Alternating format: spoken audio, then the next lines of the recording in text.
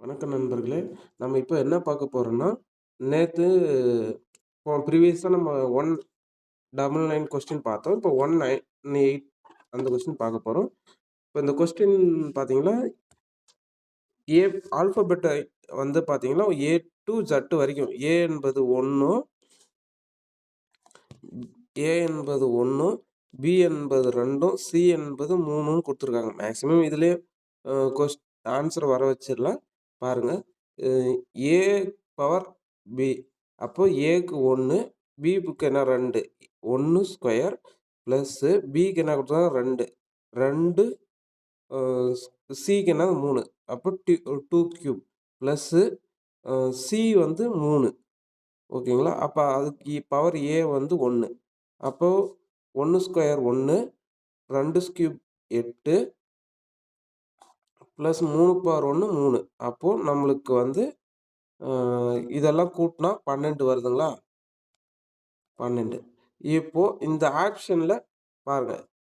L வந்து நம்மளுக்கு வந்து நம் நீங்க ரஃப் ஒர்க்கா வந்து பின்னாடி வந்து ஏபிசிடின்னு உங்களுக்கு எடுத்துக்கோங்க. அதாவது ஏ பவர் 1 சாரி பி2, சி3 அது மாரி எக்ஸெட்ரா ஜெட் வரைக்கும் நீங்க அ எழுதிக்கணும். அப்பதான் உங்களுக்கு ஈஸியா இருக்கும். எல் வந்து உங்களுக்கு 13, 14, 12 வரும் எல். ஓகேங்களா? அவங்க என்ன கொஸ்டின் கேட்டிருக்காங்க, சமமாக இருக்காதுன்னு தான் கேட்டிருக்காங்க. கொஸ்டின் நல்லா புரிஞ்சுக்கோங்க.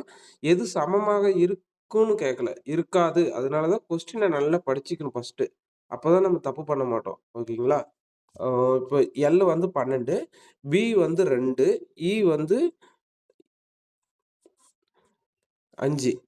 So I2 10. அப்போ இதுலயே நம்மளுக்கு கொஸ்டின் வந்துருச்சு. I2 10 எது அதாவது சமமாக இருக்காதுன்னு தான் கேட்குறான். அப்போ I2 10ன்ற போய் சி. நம்ம இதுக்கு மேல நம்ம யோசிச்சிட்டே இருந்தீங்களா, நம்மளுக்கு தான் நீங்க அதுவும் போட்டு பாருங்க. மேக்ஸிமம் அதுக்கான ஆன்சர் வந்து வராது.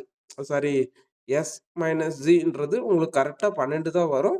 அ ரூட் ஆஃப் எஃப்எக்ஸும் 12 தான் வரும். ஸோ பி இன்டு இ தான் 2 into 5 is equal to 10. So answer இதுதான்.